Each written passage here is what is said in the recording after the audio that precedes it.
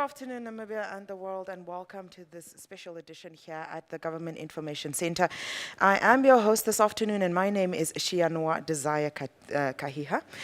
We are looking at having a public engagement on the current COVID-19 dispensation. But before we go into that, we would like to please call on Dr. Esther Mwinyangwe to give us the COVID update for the 14th, I believe, 15th of March? For 15th of March. Yes. Thank you very Today much. is 16, isn't it? Yes. For the 15th. All right. Thank you very much for giving me the floor.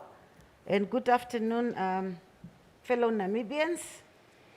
We announced 16 positive cases from 942 results in the last 24 hours reporting cycle, representing 1.7% positivity ratio.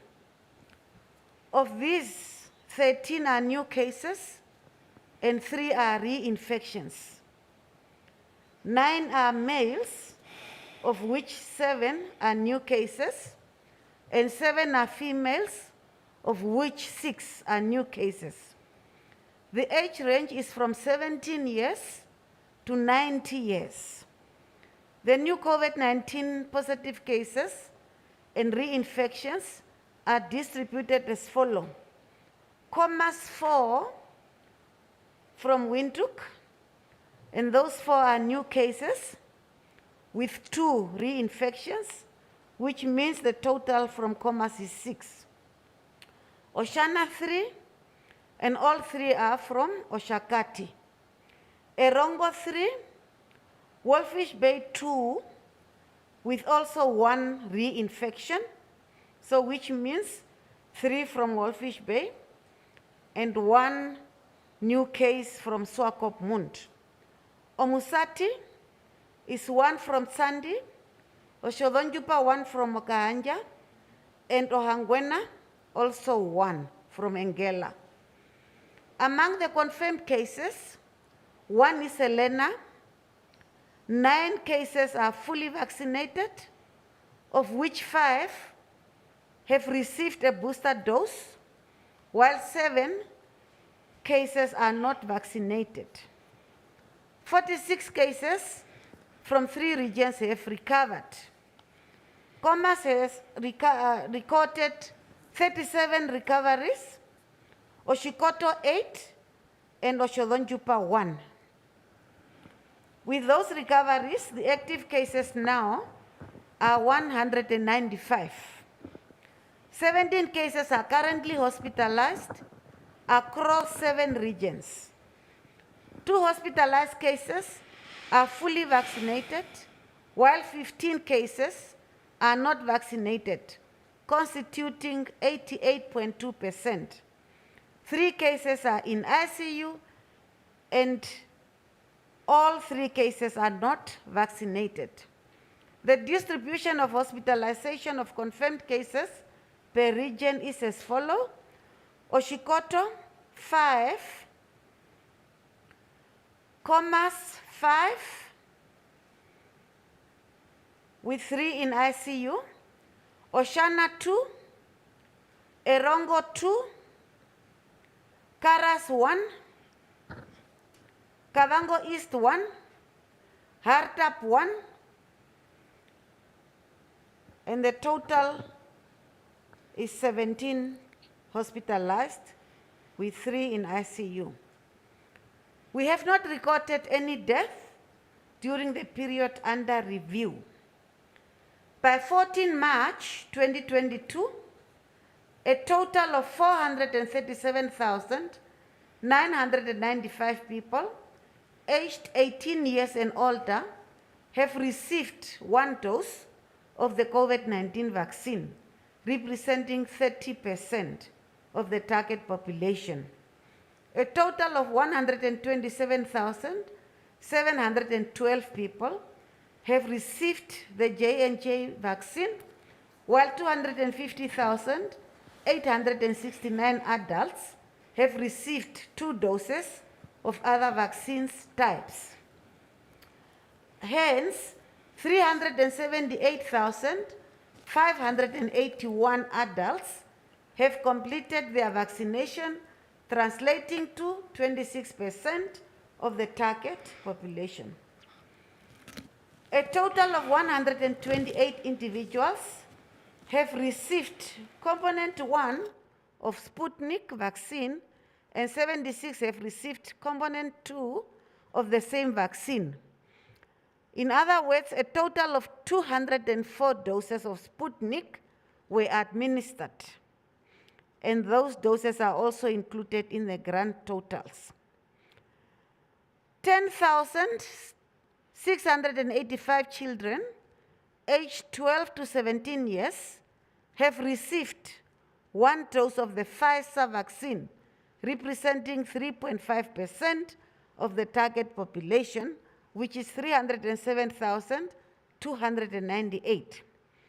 Of these, 3,008 are fully vaccinated, which means that the cumulative number of people vaccinated with the first dose of the COVID-19 vaccine for both adults and children is 448,680, of which 381,589 are fully vaccinated, translating to 21.4% of the target population of 1,779,271.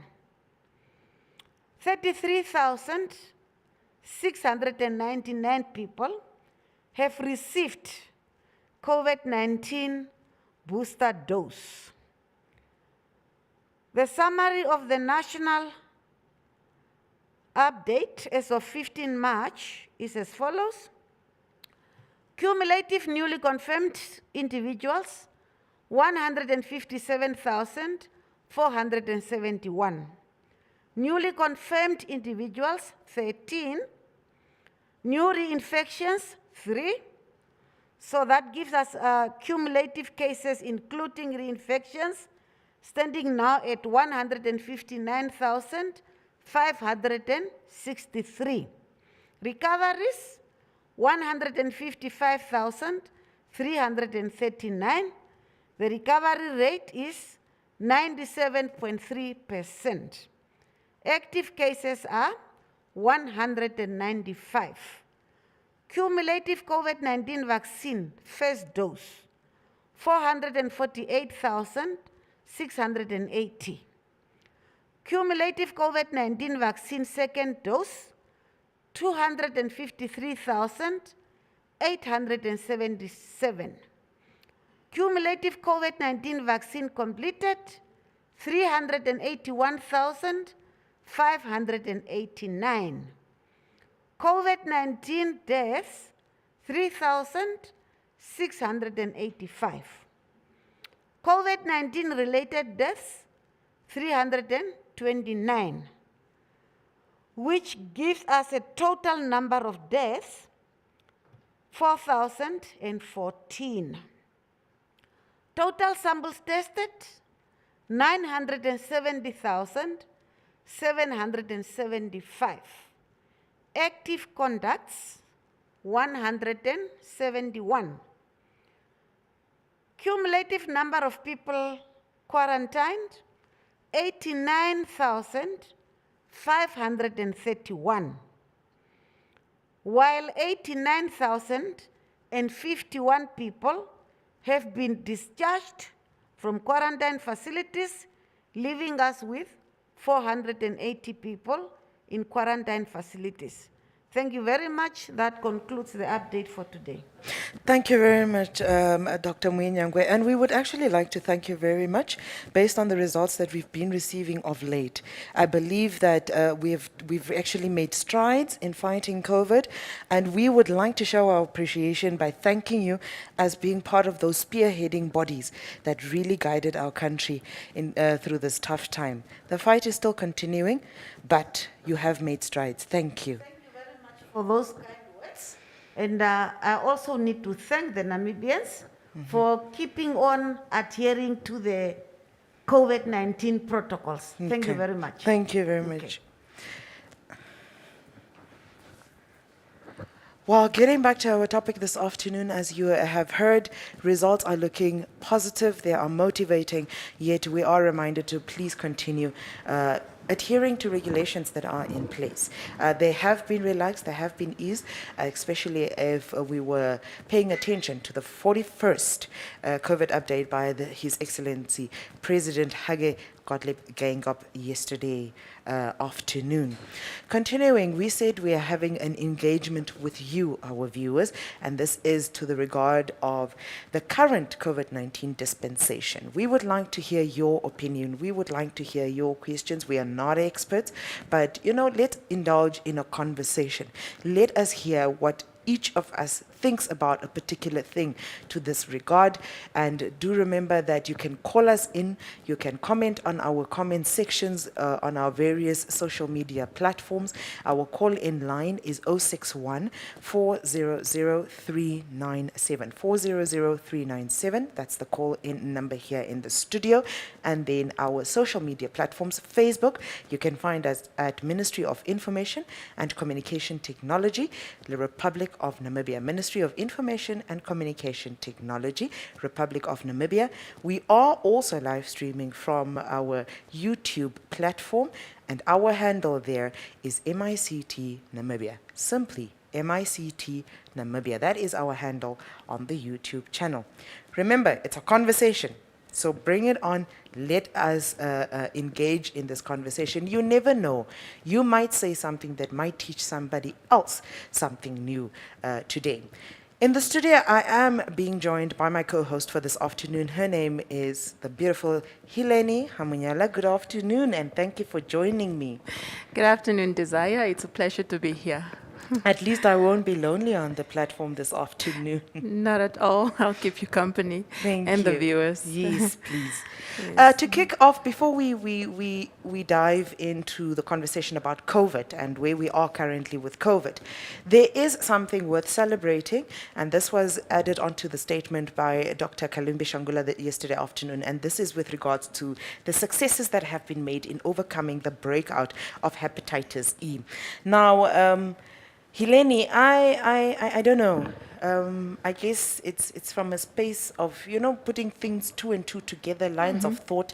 And perspective, yes. Yeah, and as we're celebrating this hepatitis success or overcoming of hepatitis outbreak, and also keeping in mind the similarities with regards to the transmission of these two diseases, one would wonder, do you think that the stringent COVID-19 regulations actually played a role, if not singularly played a role, in helping us overcome the hepatitis E? Quite frankly, I believe so, yes. I believe it helped because both diseases you acquire by through hygiene measures.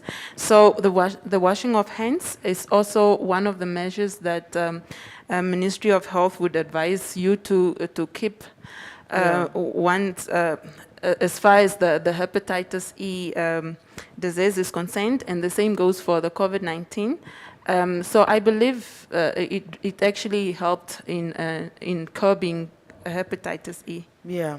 No, I think I share the sentiments of Ms. Hamunyala here, because at the end of the day, if we look at the strict and the quick reactions that we had to COVID-19, singularly, if you just look at hepatitis, it is transmitted through things like your droplets. Yes. It's transmitted through unhygienic surfaces, unhygienic yes. environments, and all these things. And COVID-19 is one that is also one that is transmitted through the transfer of droplets, the prolonged shelf life of the virus on surfaces, and also the fact that the unhygienic environments tended to create a breeding ground, if I can call it that, for hepatitis E, for example. That's true. And what happened when COVID-19 hit?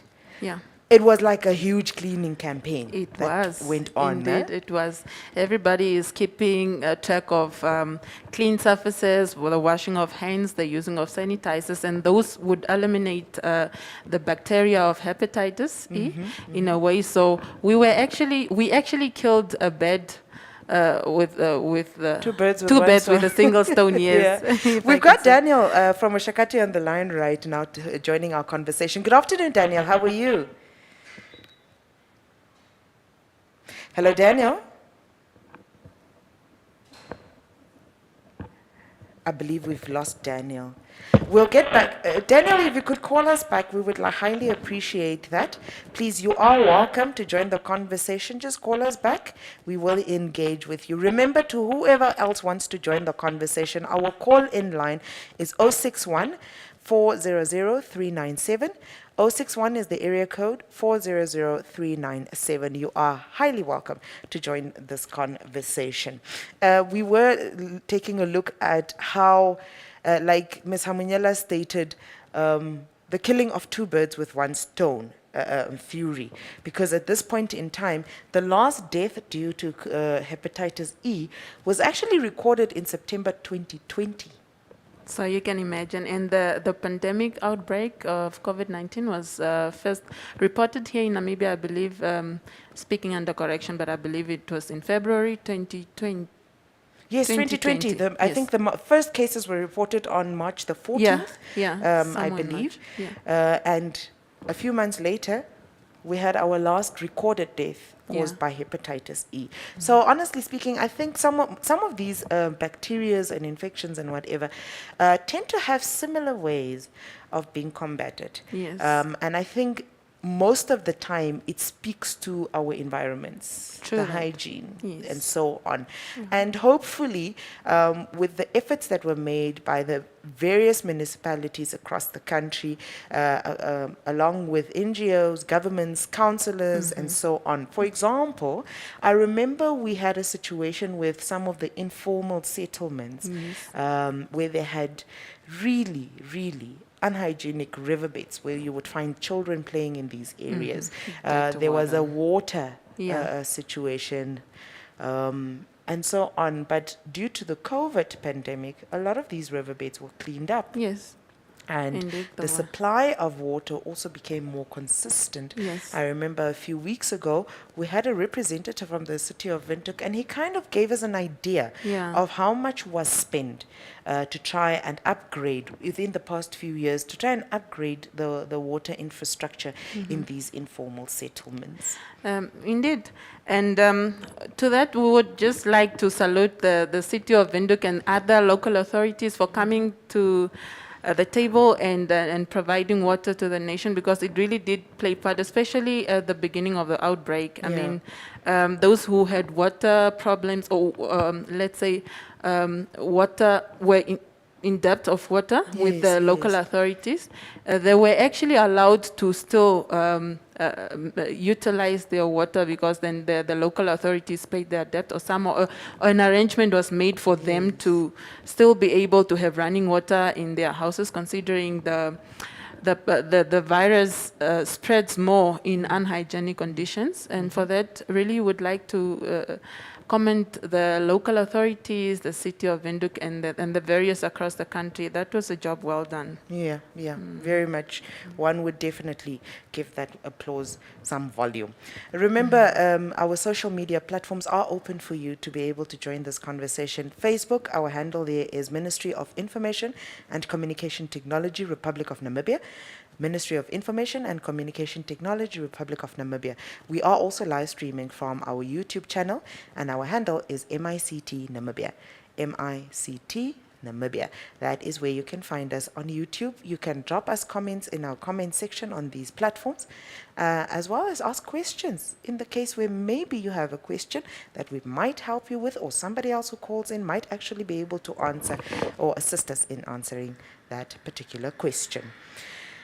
Ms. Hamunyela, yesterday, the president announced the lifting of the mandatory part of the usage of masks.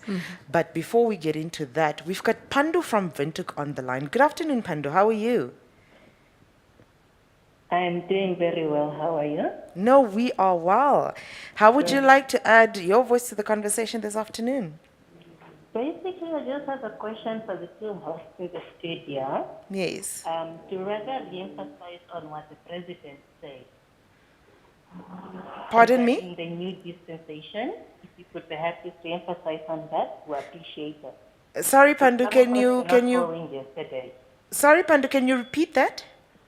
Can you kindly re-emphasize on what the president said yesterday? Because some of us were not following. So it would be great if you guys can just perhaps go through the new measures again for us. Okay, Those who okay. didn't follow. Okay. No, we will do that for you, Pandu, as the session goes on for this afternoon. Definitely a very good Thank you. request there. So that-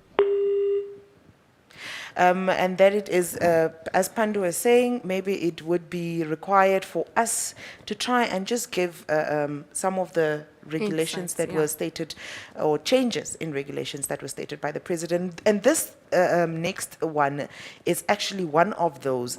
And this is the removal of the mandatory part Wearing. of the usage of masks. That is one of the changes that came in the regulations, or the changes that were stated by the president yesterday within the regulations. Remember that over the past few years, the usage of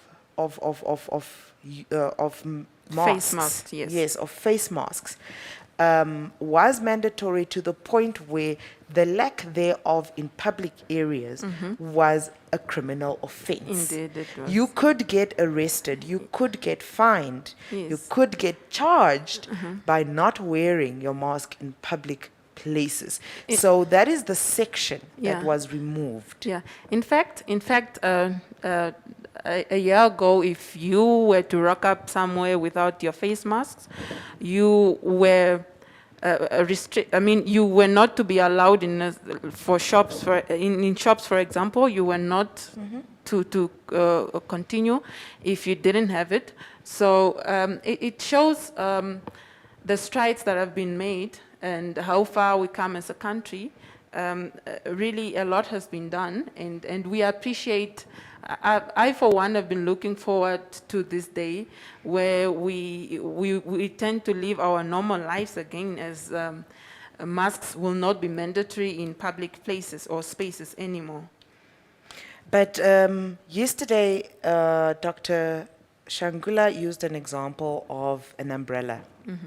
I don't know whether you were watching the briefing yesterday, or you had the opportunity to watch the briefing I yesterday. actually haven't had the opportunity to watch it. Okay. Yeah. So just to give you a quick update. So Honorable Shangula used the example of an umbrella, justifiably. If I'm allowed to paraphrase, he said, when it's raining outside, you automatically or instinctively go and pick up your umbrella Yeah. to go out with. Yeah. You are never, expectant that the government should be putting in some mandatory regulation to actually push you to use this umbrella when it's raining Keep outside. you from getting wet. Yeah. Yes, and this is one of the things that he was referring to, as in as much as the mandatory part or the criminalization of the non-usage of masks in public places been is no lifted, longer in yeah. place, common sense is another word that was also Yes. used, should prevail in the sense that the pandemic is not over. Yes. The worst impact thereof might have been, slowed down and so Yes. on. But COVID is still around, and common sense should actually lead us to continue using our masks. Do you think this example sufficed? Indeed it does, because, when it's raining outside as an individual, you do not wait for someone to tell you that, hey, it's raining outside, you should take precautionary measures, maybe have an umbrella or take an umbrella. So you automatically know that if it's raining outside, you're gonna get wet. So for you to prevent yourself from getting wet, you have to take then the safety measures, which could be the umbrella.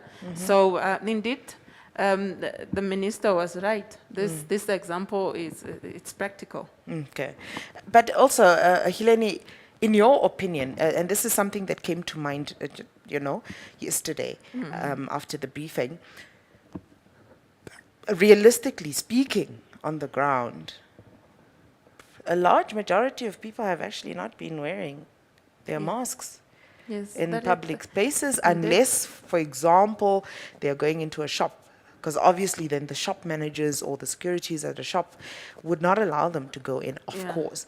But with regards to public spaces, open spaces, which is where the criminal element, the mandatory element starts before you even go into a shop, many people had been ignoring this. Do you think, in your opinion, the removal thereof, the fact that many had already stopped wearing this, do you think there would be a significant difference with regards to infection rates now that, the mandating thereof has been removed? Okay. Desire, so honestly speaking, I've had the chance to go drive by informal settlements and locations. And I've seen in most cases people don't go around wearing masks. And I've had a chance to travel to the coast last month. And you find, for example, restaurants, I'm not going to say names, in the coast, and they are selling food and they still were not wearing masks. So what I've observed is that here in Windhoek, it was actually more respected. That we would wear masks, Yeah. especially here in town. But as far as going to the location and other towns, I'm not too sure. Well, I can't speak for them. I wish they can call us in studio and tell us what the situation on the ground is. Yeah. But people became relaxed as the situation went, and I'm just thinking it did not take the president, or it shouldn't have taken the president to tell us to wear masks to protect ourselves. Yeah. It's an instinct that should have automatically applied. That the pandemic is still with us. The masks were mandatory. It's not by force. We are doing so to protect ourselves. Yeah, and hence. Okay. Yeah. When COVID hit in 2020, a lot of scrambling was done. With all honesty, it was something new.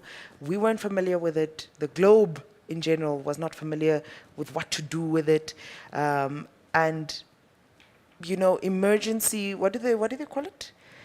Lockdowns, state of Yeah. emergencies were Yeah, state of declared emergency. across many countries in the globe, and these state of emergencies came along with a lot of regulations. On a lighter note, maybe, can you maybe inform us of, or give us, from your perspective, one of the most annoying regulations? Well, okay. So I actually didn't perceive it as annoying as such, because I believe it had to do with me protecting. The protection was for me to get protected and protect those around me. So it's a pity that really generally it was perceived as such, that now we have to be wearing masks, and it's not the norm. It's usually not the norm. And now we have to be, I for one actually like the social distancing part, because then when you go to shops and whatnot, you don't stand so much close to other people. So I actually didn't find it as in nuisance, kind of. Yeah, I thought it was just precautionary measures being put in place to protect me and the next person. Okay. Yeah. Now, I think that is one thing also that I picked up with regards to the social distancing thing. As much as it was a regulation, I think many people, I can most likely only speak for myself and others similar to me, we've never actually realized how much as people we don't give each other personal space when we are moving in public areas. True that. And when this regulation came into place, it's when the awareness thereof actually was enlightened or heightened within us. And then when things got a bit relaxed, you will notice that a lot of people actually automatically still stuck to it. You would see somebody's face, flouncing when somebody gets too close to them. Yeah. Or just moves. You know, Yeah. it was that automatic thing, like if one person moves, the next person moves, I am just to that try per- and keep, I'm that person actually. you know, just to try and keep that social Yes. distancing. I'm that person. So as much as we say that, I mean, the pandemic has come and it has hit us so bad, I like the fact that we would give each other personal space then. I, for once, don't like it when somebody is standing so close to me. So, yeah. That is the whole issue of social distance I liked much, because then I know that I have my personal space, and it's protected. Very much so. Pandu earlier on asked or requested us to just give an overview or just state some of the changes that came within the regulations. I have the changes here with me, or at least I believe I have most of them. Maybe we can read them out to you. One of those areas that had changes was the wearing of masks, of course, where it was stated that the wearing of masks in public places is no longer mandatory. However, people who are in close settings, including in public transport, indoor public meetings where some of the attendees are not vaccinated, and other similar settings are encouraged to wear masks. Physical distancing. Physical distance of no less than 1 meter must be maintained at all times. So the social distancing regulation still remains, Persists, yeah. or is still, encouraged. The wearing of masks is still encouraged, even though the criminalization of the non-usage has been removed. lifted, yes. Yes. There's a second one, the Yeah. gatherings, Yes. the number of gatherings. Yes. So the gathering, with regards to the size of public gatherings for the next, or for this dispensation, the size of the public gathering will be adjusted, or is adjusted to from 500 to 1,000 people. And this is applicable to all social gatherings as defined in the regulations, including weddings, funerals, church, sports, or in sporting events. Yeah. And then another one that hasn't changed much, but where certain encouragements have been made, is measures related to education. These have remained the same, but it is encouraged for teachers, other staff members, and eligible learners to get vaccinated because of the note that has been made of the clustering of COVID-19 infections. And then also the fact that children sit in one classroom and so on. It is very much also to be maintained that they wear masks during these class periods, yes. as well as the teachers that are giving these classes. Yes, indeed, Desire. So the other one is fully vaccinated travelers are no longer required to produce a negative PCR test result upon arrival at Namibian point of entry, but instead required to present an authentic, valid vaccination card at the point of entry. Yeah. So vaccination emphasized. Yes, very much.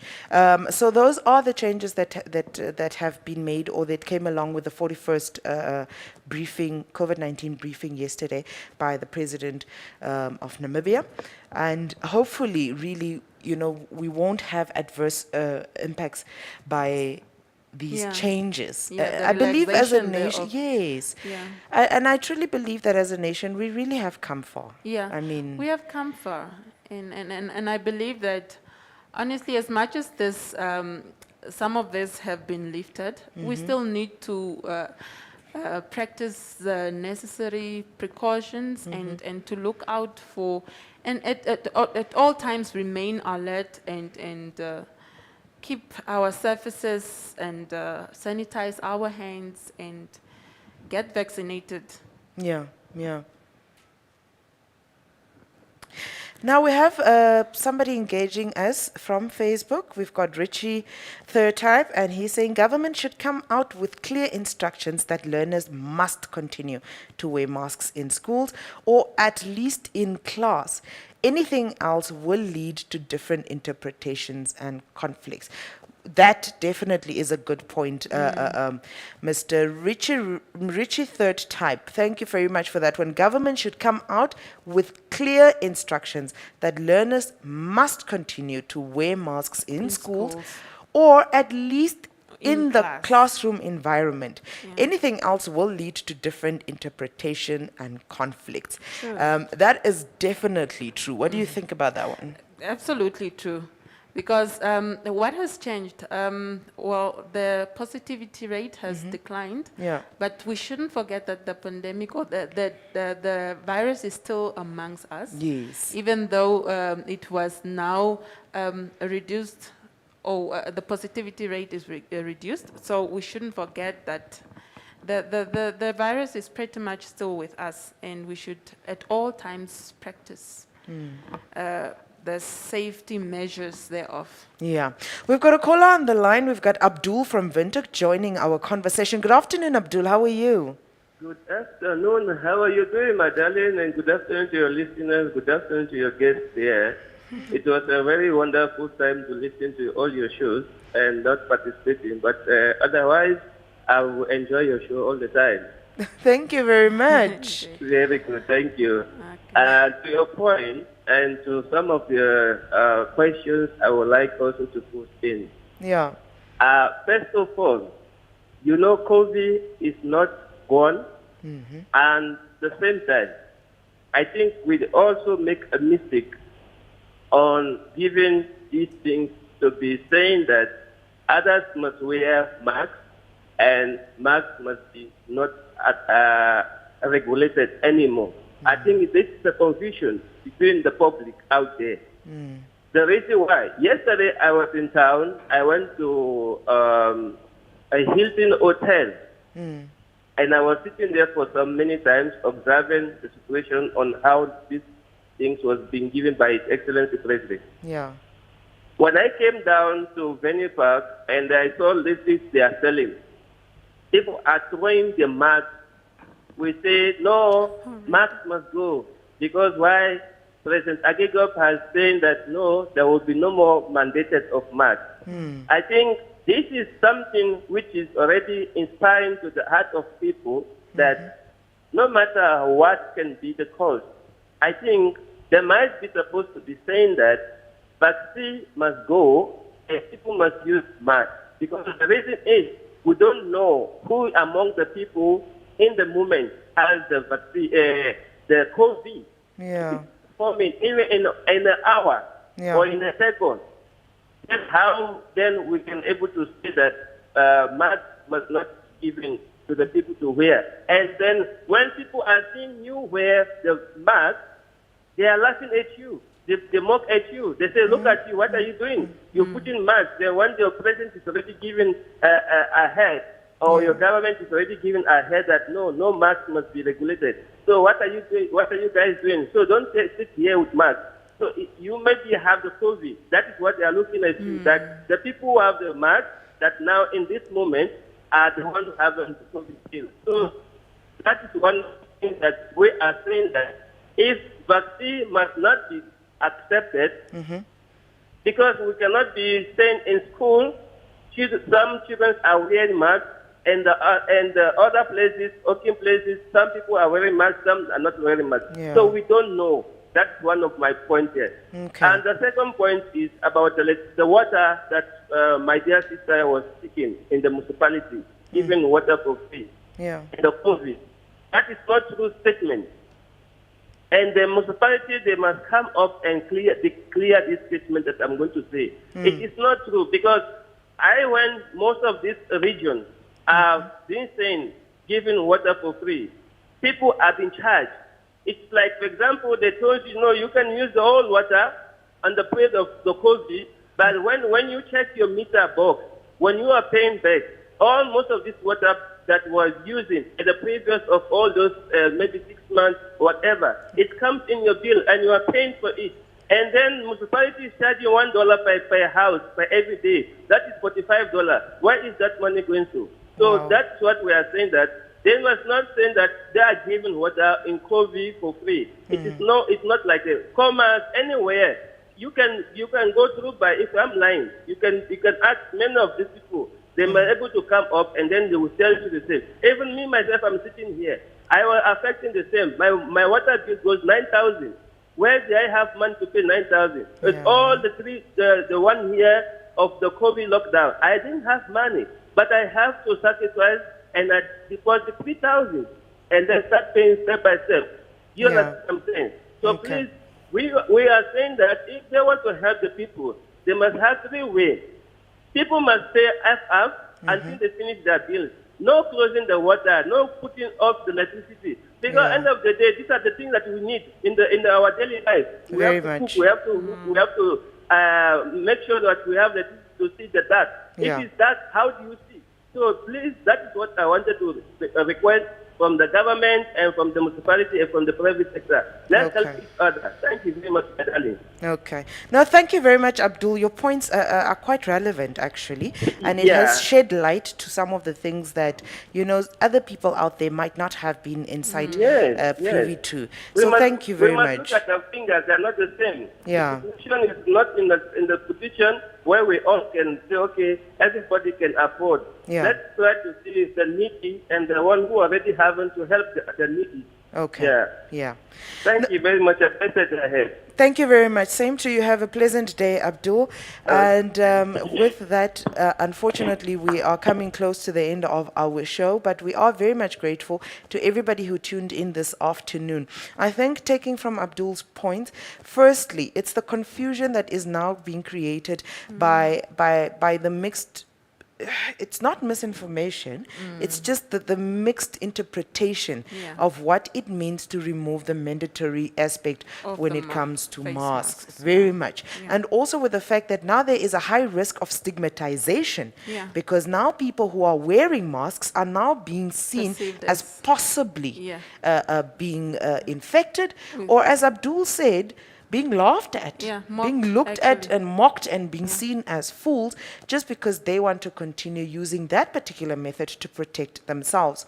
And I think with regards to the whole free water disbursement and so on that was carried out in 2020 especially, from Abdul's statement, these meters were still running. Yeah. They were still charged. They were still billed. So I think from his point of view, he's trying to say, can these municipalities meet the residents halfway? Because now they are having issues of their water being cut, their electricity is being cut because of outstanding water bills that are exuberantly high.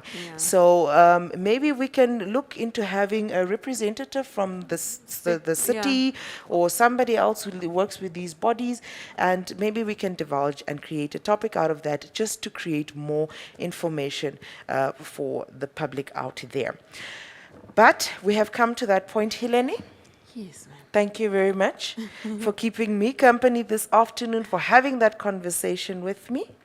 I hope I'll have you some other time again, please. Very soon. Thank you. you. With It was that a said, we would like to say have a good day further, and please enjoy the celebrations of our upcoming independence, which will be taking place at the coast on Monday, the 21st of March. It is celebrating 32 years of independence. So happy birthday, Namibia, in advance, and to you as a nation, from myself, Shianwa Desire Kahiha, and my co-host, Hileni Felevosa Munyela. and also very much my lovely production crew, whom I appreciate very much. Have a good day and bye-bye.